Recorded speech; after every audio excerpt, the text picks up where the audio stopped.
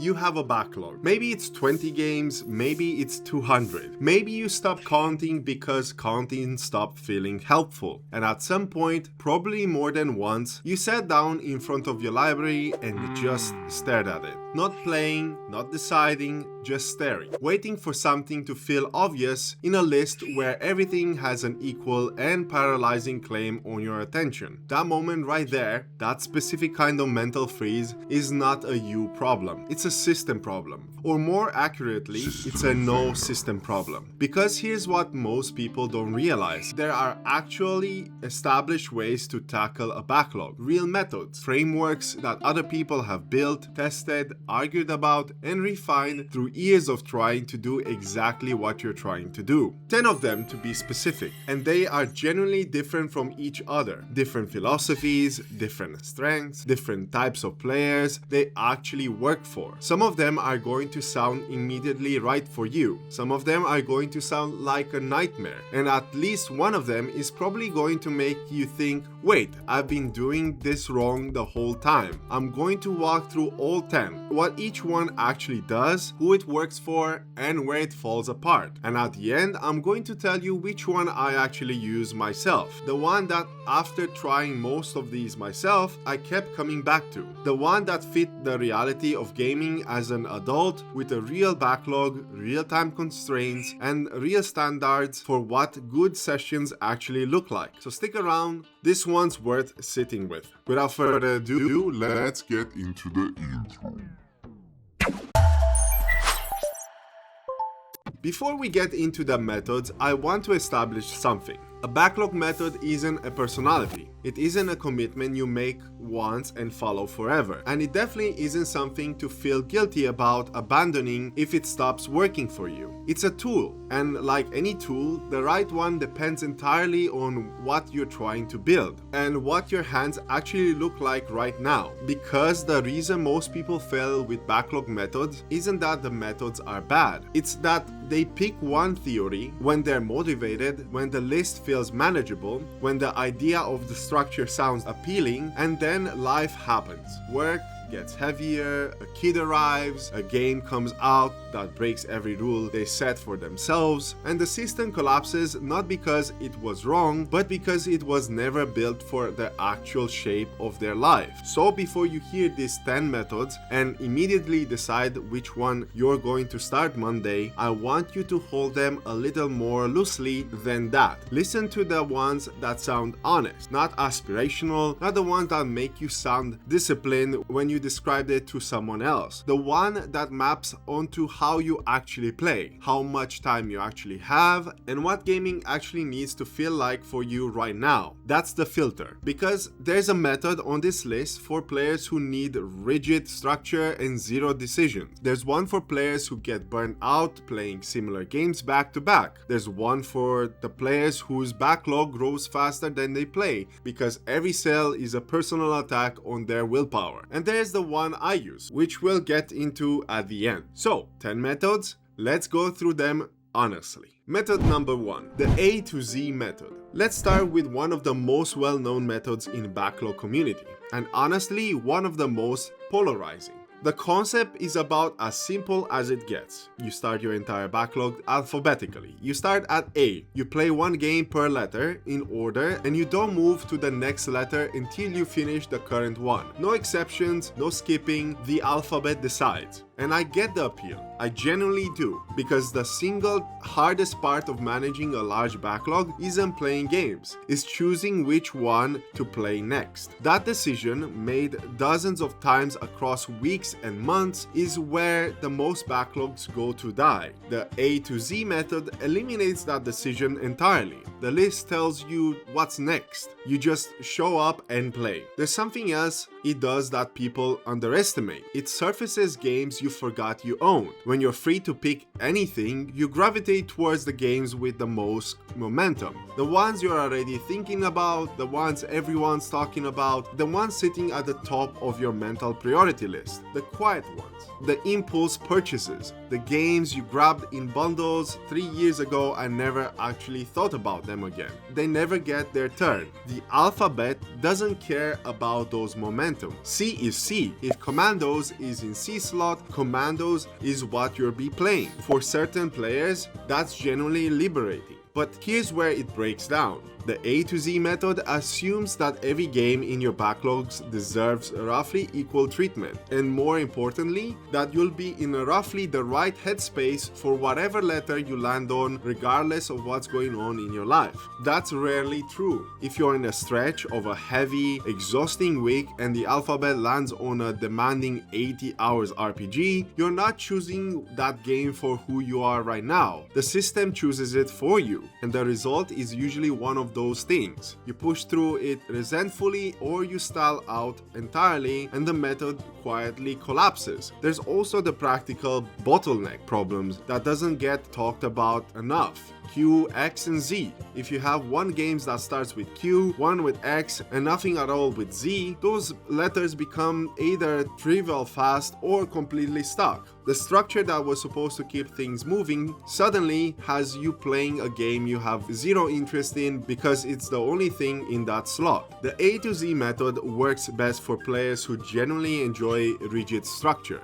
who find freedom paralyzing rather than liberating, and who have a large enough library that every letter has a real option. For that player, it's an elegant system. For everyone else, it tends to feel like a commitment you made to a version of yourself that doesn't always show up. Method number 2, the genre method. This one's a bit more flexible than the A to Z method, but it comes with its own specific kind of complexity that people don't always anticipate going in. The idea is straightforward. You divide your backlog by genre: RPGs, first-person shooters, platformers, strategy, narrative, whatever category makes sense for your library. And then you play one game per genre, rotating between them, either finishing each before moving to the next one or keeping one active in each lane simultaneously. The core problem is solving is a real one. Burnout from playing similar games back to back is generally underappreciated as a backlog killer. If you play these story-driven RPGs in a row, even 3 great ones, the 4th one is going to feel heavier than it deserves to. Not because the game is worse, because your brain has been processing the same kind of input for weeks and it's ready for something different. The genre method builds variety directly into the structure. You finish a long narrative RPG and then the system doesn't let you immediately drop into another one. It points you towards something mechanical, or something short, or something that demands a completely different kind of attention. By the time you come back to the RPG lane, you're ready for it again. I could see this playing out clearly in my library. I've completed the entire Assassin's Creed series, up straight to Assassin's Creed Odyssey. Multiple entries back to back across extended stretches. And while I have genuine affection for most of these games, there were absolute periods where the sameness of the experience was working against my enjoyment for games that individually deserved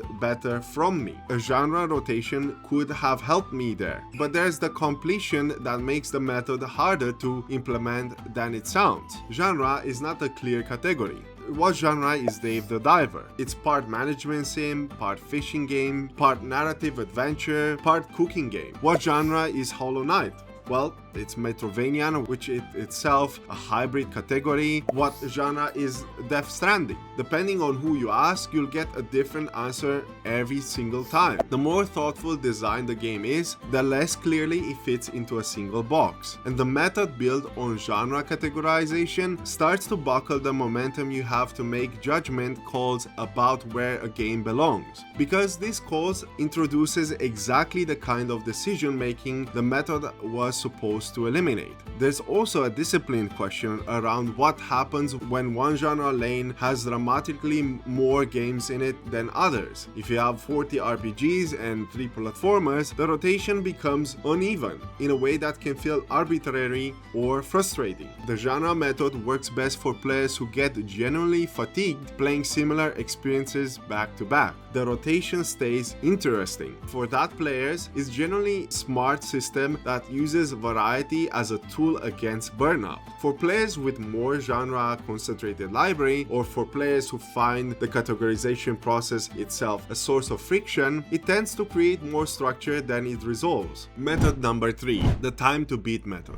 This one probably is the most practical, efficient method in this entire list, and it also is the one most likely to quickly distort your relationship with the games you actually care about. The concept is simple. You go to How Long to Beat or similar websites, look up the estimated completion time for every game in your backlog, and you prioritize based on the length. Shorter games first, clear the quick wins, build momentum up towards the longer ones once the list starts to feel manageable. Otherwise, you can just simply try one short game and then go back to a longer game and so forth. And in its pure backlog reduction term, it works. It generally works. There's a real psychological effect to finishing things. Each completed game, even a short one, even one you weren't that invested in, closes a loop. It takes something out of the pending column and moves it to done. And when you're starting at a backlog of hundreds of games and the whole thing feels like an immovable wall, breaking that wall into a series of small completable units, it's not a trivial thing. It changes the emotional texture of the problem. I felt this way on my library. Completing a run of shorter games, walking sims, narrative experiences, tightly scooped action games generates a different kind of momentum than stalling out halfway through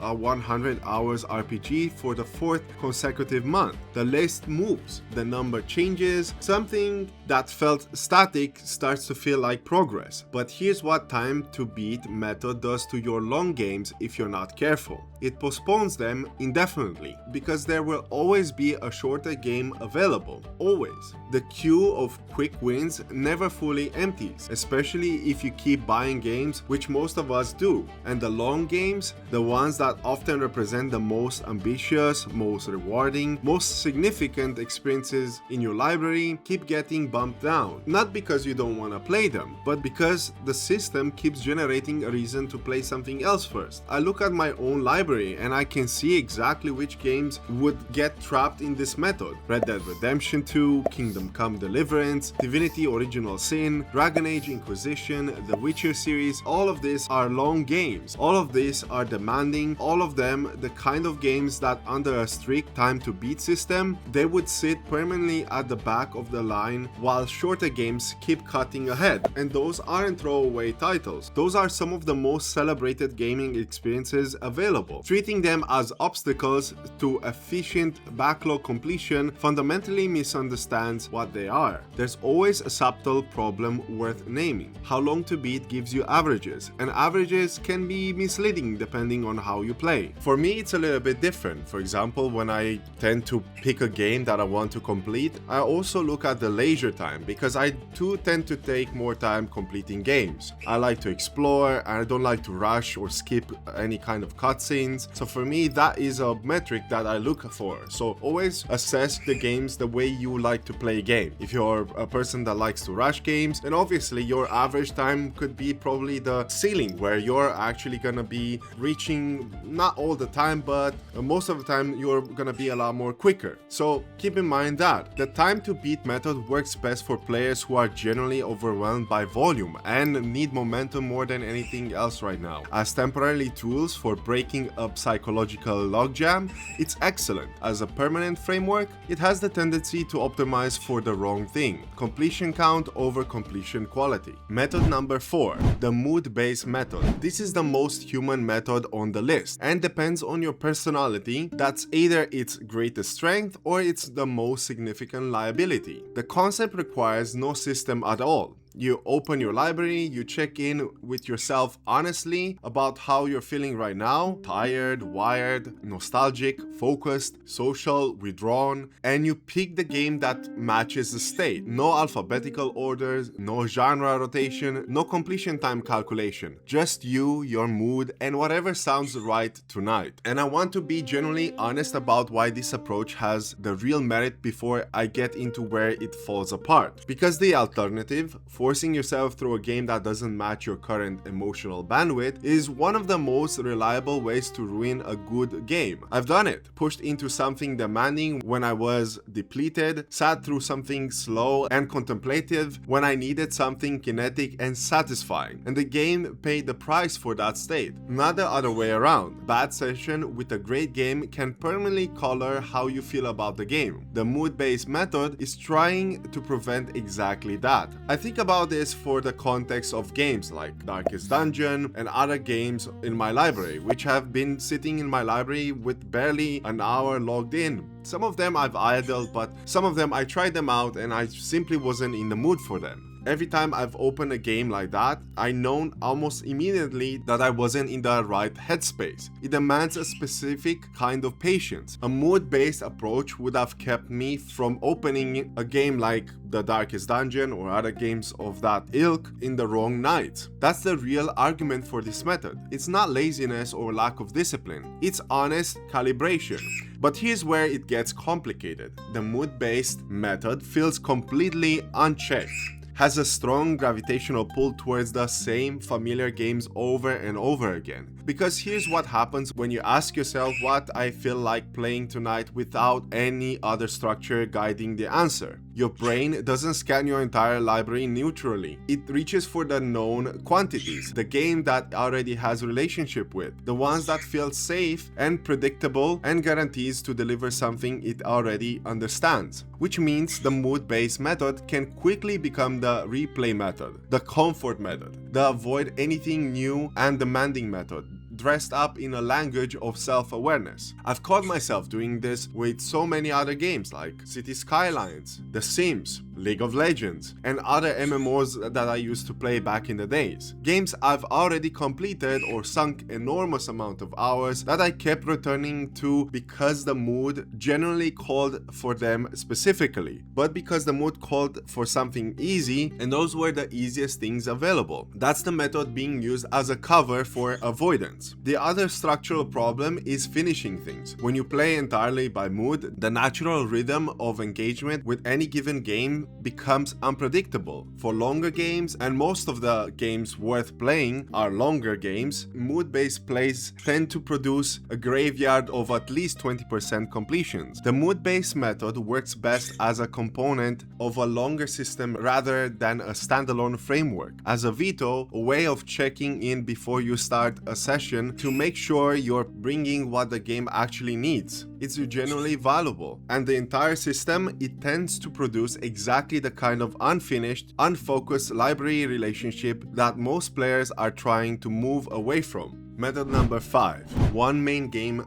plus one side game. Now we're getting into the methods that feel like they were designed for real life rather than ideal conditions. This one has a simplicity to it that I find generally elegant. You keep exactly 2 games active at any given time. One main game, something story-driven, long-term, the kind of game that demands sustained attention and rewards it. And one side game, something gameplay-driven, low commitment, the kind of game you can pick up for 20 minutes without needing to remember where you were and what you were doing. And you don't start a new main game until the current one is finished. The side game can rotate more freely, but the main slot stays committed until it closes. That's the whole system. And the reason it works, the reason it holds up better than most methods for adult players specifically, is that it builds around a reality that most other systems pretend doesn't exist. You don't always have 90 minutes of focused, uninterrupted gaming time.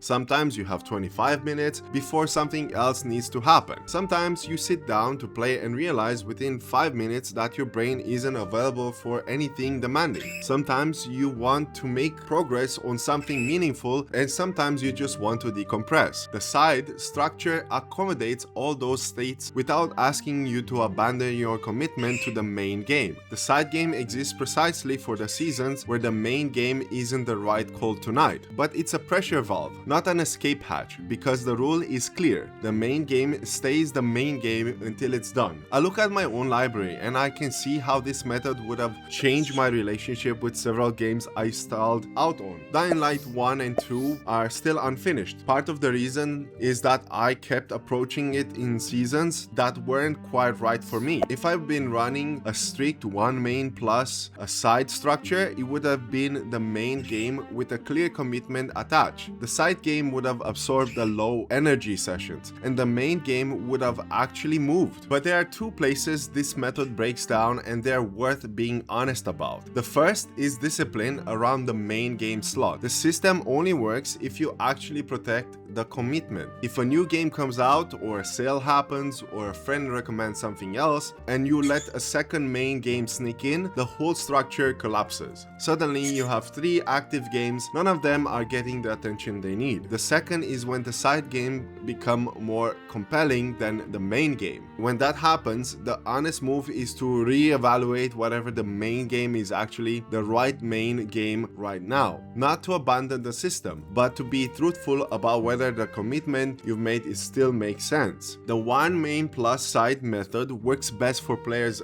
juggling gaming alongside adult responsibilities. Work, family, content creation, all things that compress available time and fragment available attention. It's not the most ambitious system on this list, but it might be the most honest one. That being said, let's move on to method number 6, the random selector method. This one is the most chaotic method on the list, and I mean that in the most neutral way possible, because for a specific type of players in a specific kind of stock, chaos is exactly the right medicine. The concept is exactly what it sounds like. You take your backlog, put it in a randomizer, a wheel, a spreadsheet with random function, a dedicated app, whatever tool works for you, and you spin it. Whatever it lands on, that's what you play next. No deliberations, no weighing options, no agonizing over what feels right. The randomizer decides and you show up. And the problem it solves is one of the most generally frustrating experiences in gaming: decision paralysis.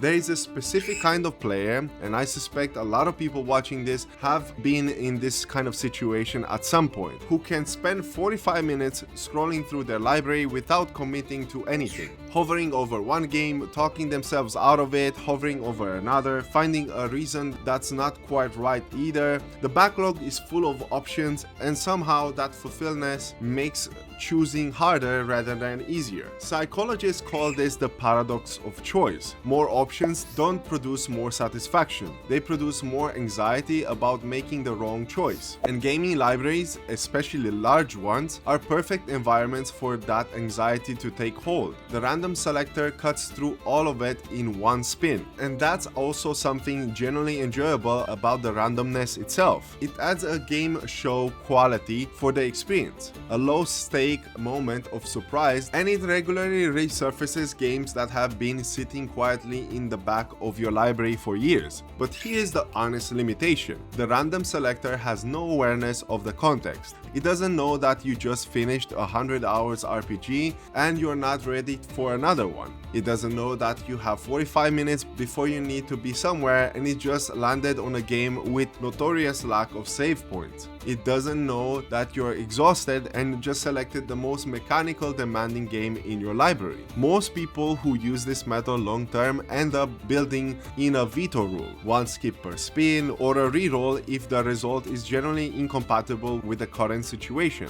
And that's reasonable. But the moment you start adding conditions and exceptions, you're reintroducing decision making back into the system specifically designed to eliminate it. The random selected method works best for players who are generally stuck in decision paralysis and need something exactly to break the loop. As a reset button, a way of shocking the system back into motion when nothing else is working. It's hard to beat.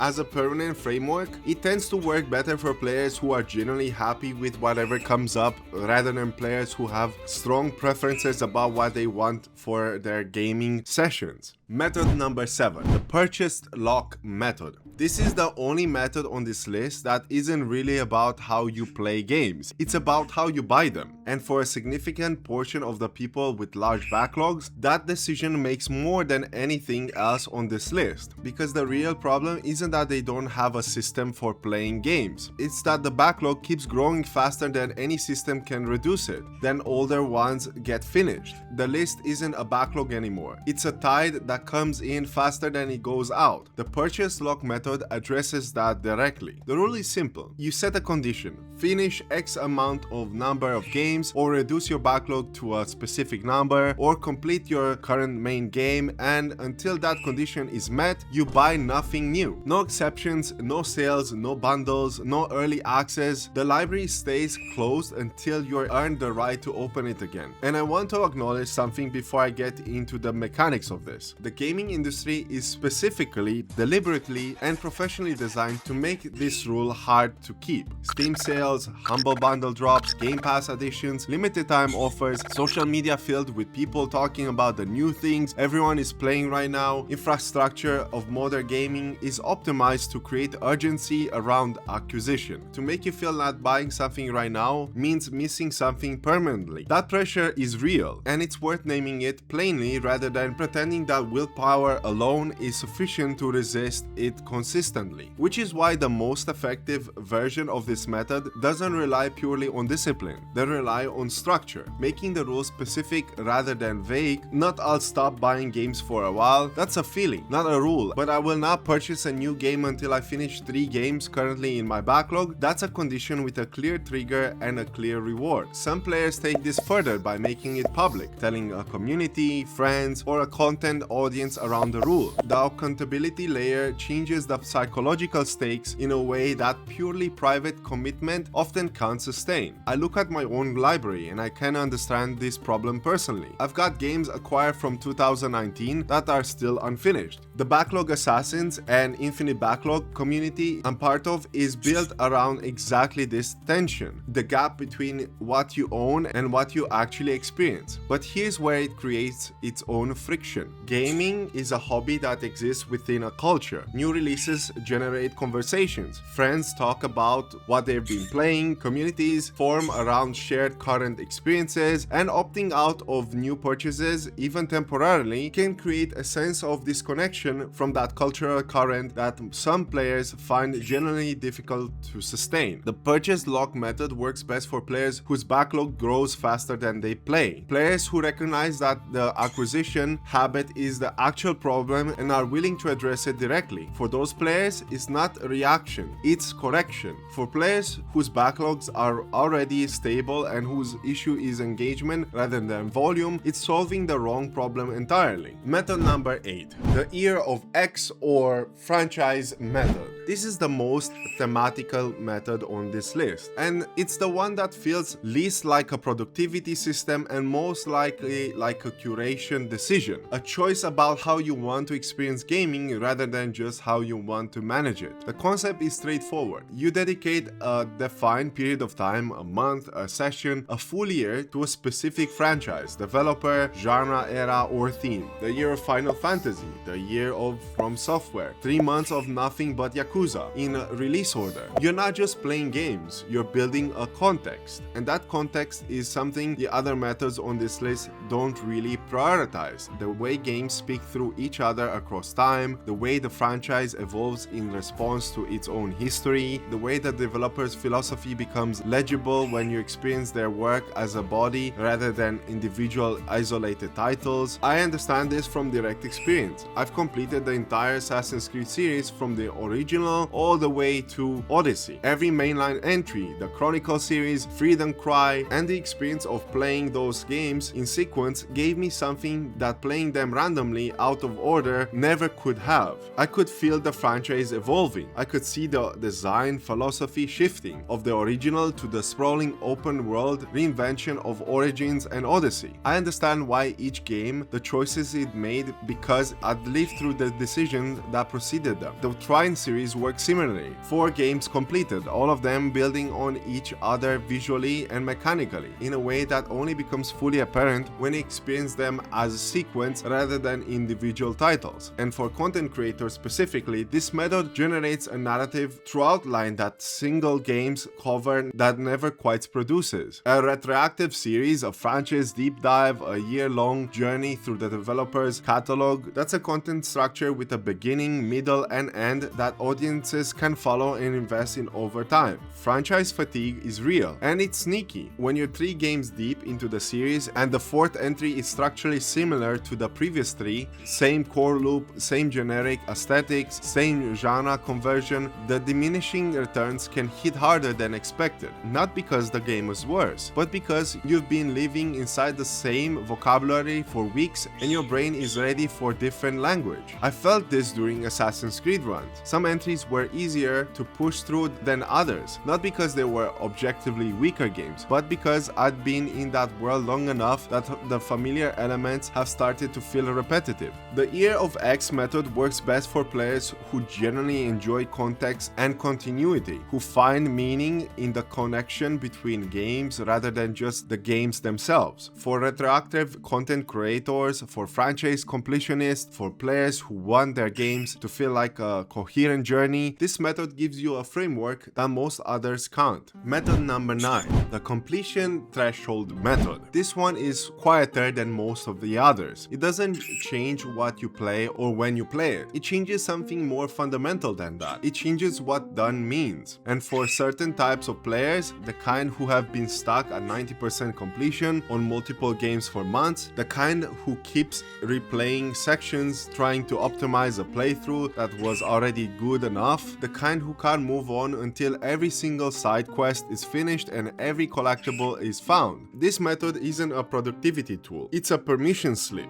The concept is simple. Before you start a game, you define your personal completion threshold for that specific game. Maybe it's credit rolled, maybe it's the main story finished with whatever side content you naturally encountered along the way. Maybe it's specifically achievement percentage you're comfortable with. Whatever your decision before you start, that's the finishing line. When you cross it, the game is done. You move on. No renegotiation mid-game. No expanding the scope because you're enjoying it and you want to keep going indefinitely. The threshold is set before the investment begins. When you're still thinking clearly rather than when you're 60 hours deep and the sunk cost is doing your reasoning for you. I want to be specific about why this matters, because I think the problem isn't solving is more common and more damaging than people admit. Perfectionism is one of the most effective backlog killers there is. Obvious perfectionism, the subtle kind, the kind where you're tackling, playing, and technically making progress, but you're quietly set a standard for completion that the game itself never asked for. I look at my own library and I can see this pattern clearly. City Skylines, I've invested 134 hours and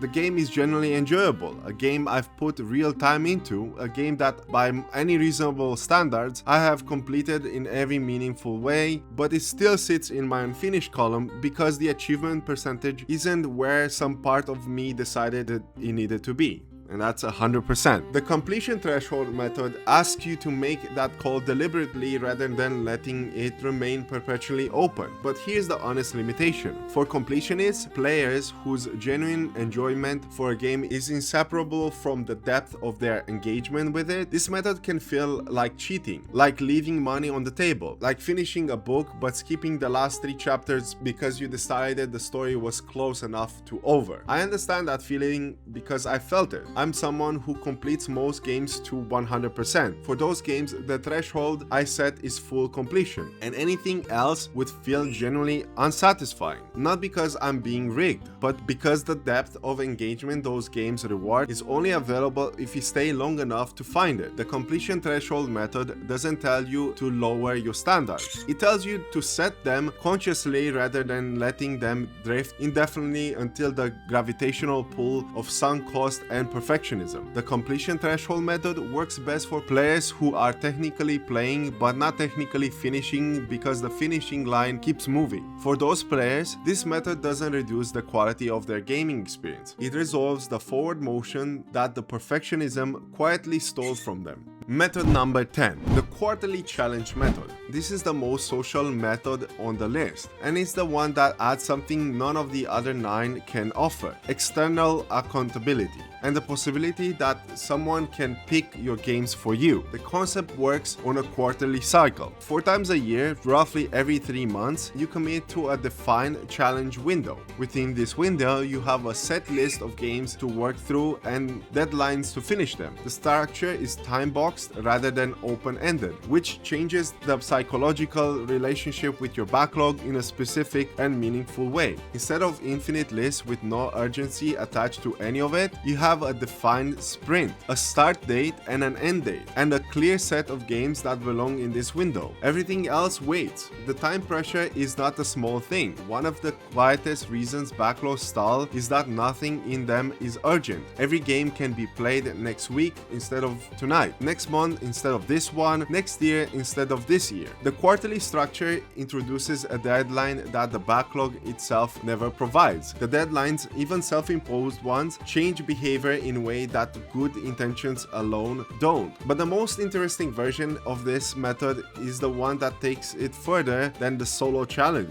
Is the community version. The play or pay method, or POP for short, or the blitz method on infinite backlog, is a community-based quarterly challenge where other players pick games for you. Here's how it works. Every 3 months, a new cycle begins. You sign up to participate. Other members of the community, people who can see your library, who know what you own, each pick a section of the games for you from your backlog. Generally, the rule is to have 2 people. One will pick your main line of games and the second one will pick your secondary. So you have options to choose between whatever games you want to pick. Your only job is to finish at least 2 games before the cycle ends. And they're set in such a way that you can tackle them and you have sufficient time in 1 quarter. You have short games, you have medium length games, long games, and very long games. And that length can differ from whatever perspective you have. Like, for example, a short game is considered something under 8 or 10 hours, and a very long game would be something over 25 hours when it comes to just simply doing the story. But if you're a completionist, obviously that can be a little bit different. And here's the stake that makes it real. If you don't finish any of the game by the end of the cycle, you have to pay. Not literally, you just have to run giveaways for the group. So in a way, it's still money. But if you have some spare keys or stuff like that, you can do giveaways for that. You contribute something back to the community that picked your games, hence the name play or pay. That consequence, small as it is, changes the equation in a way that pure self-discipline never quite manages. It's about the commitment behind social rather than private. When you tell yourself you're going to do something, it's easy to renegotiate quietly. When a community is watching and you made a public commitment, the calculus shifts. There's also the blitz challenges that I mentioned earlier. Just as short as the POP events where you operate them on a quarterly cycle, but here the structure is a little bit different. Basically, the admins that operate the blitz event choose a couple of categories that you have to pick the games, and based on that you have a little bit of randomness to pick the games, but you still have a couple of games that you need to play and you're the one self-accountable for those. Nobody else is tracking them, you're just stating them in the community and you're tackling them. You don't have to finish 2 games or more, although you have roughly about 5 games that you need to beat in a quarter, which is significantly much better and much more manageable. And even if you don't manage to perform very well that particular quarter, nobody is gonna punish you or you have to give giveaways. So you have that option on infinite backlog. When someone else picks your games, you get something you can't give yourself: a list free of your own biases. Left to your own decisions, you gravitate towards the same games over and over. The games that never quite made it to the top of the mental priority list never get their turn when you're the one choosing. Someone picking from your library doesn't have those biases, although they will have their own, and obviously when people pick for you, they will pick games that they think that they find it worthy, that they enjoyed it, and they would like you to try them out. And sometimes the games that gets pulled from the corner of your library by someone who knows nothing about the mental priority list turns out to be exactly what you needed. I can speak that from my own experience. I've tried PoP and I ended up enjoying some of the games that I didn't even know that I had on my library, or I heard about them and I always put them on the side. But when I picked it up and I played it, I realized that it was one of the best experiences I had, because that randomness of people picking up a game for me was something that I really needed. But the quarterly method has a real limitation worth naming honestly. The biggest one is that you don't always get games you're ready for. Two people picking from your library, however thoughtfully, can't fully account for your current headspace. They might just pick a demanding RPG in a quarter where your life has compressed your available gaming time to almost nothing. Of course, if you want, you can always ask the picker to pick something else, but you don't have the range to veto everything that they pick for you. There's also a community dependency that the other 9 method doesn't have. The quarterly method at its best requires you to actually be part of a community. If you prefer to manage your backlog privately, the social layer that makes this method compelling is also the layer you'd have to opt out of. And opting out leaves you with time-boxed quarterly challenges that is generally useful, but also generally less powerful than the full version. The quarterly challenge method works best for players who respond to external accountability more than internal motivation. Players who find private commitments easy to renegotiate and need the social layer to make the structure real. For those players, and for most players who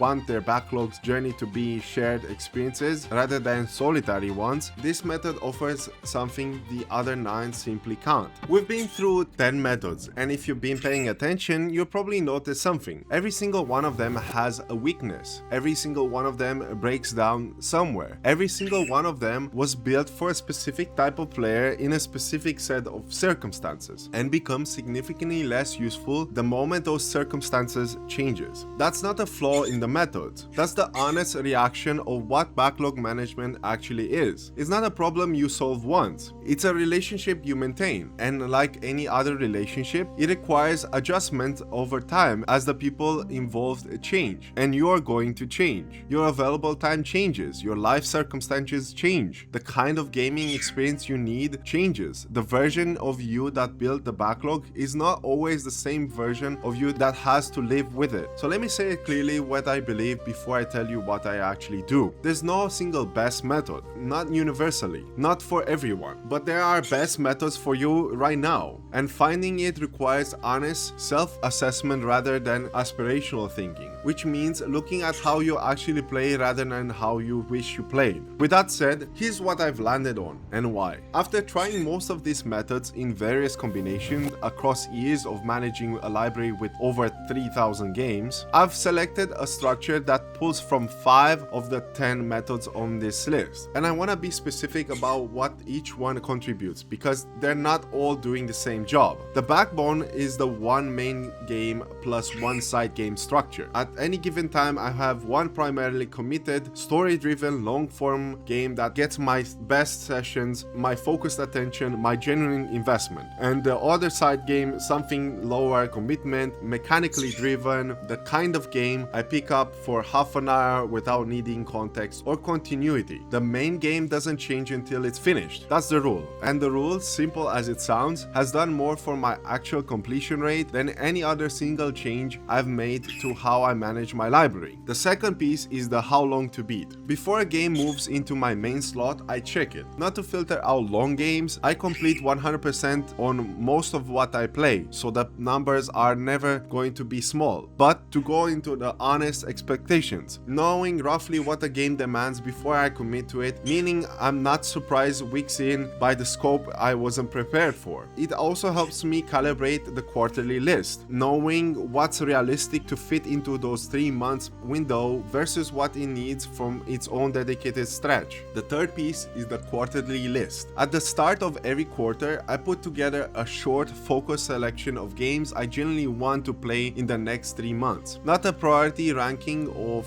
anything unfinished. Just consider a list of games that feel right for that window. Right now in this quarter, I've been considering Red Dead Redemption, and I'm actually playing it. I've had Hollow Knight, and I had Portal games, and I'm playing playing a lot of Portal games on my Steam Deck because it gives me a possibility to play them as a side game while I focus on the bigger games like Jurassic World Evolution. I don't always finish everything on the list. Oftentimes I have to stretch it out to maybe even more months, especially if I start a game as big as Red Dead at the end, somewhere closest to March or right at March, for example. Most quarters I cover more than 2 games, which keeps real forward momentum going in. Sometimes I plan ahead and then I simply don't touch those games until much later when I dedicate more time for those kind of games. It all depends on that. Having a quarterly list for me helps me to know exactly what I'll be tackling in the foreseeable future, and you cannot be 100% sure that you're in the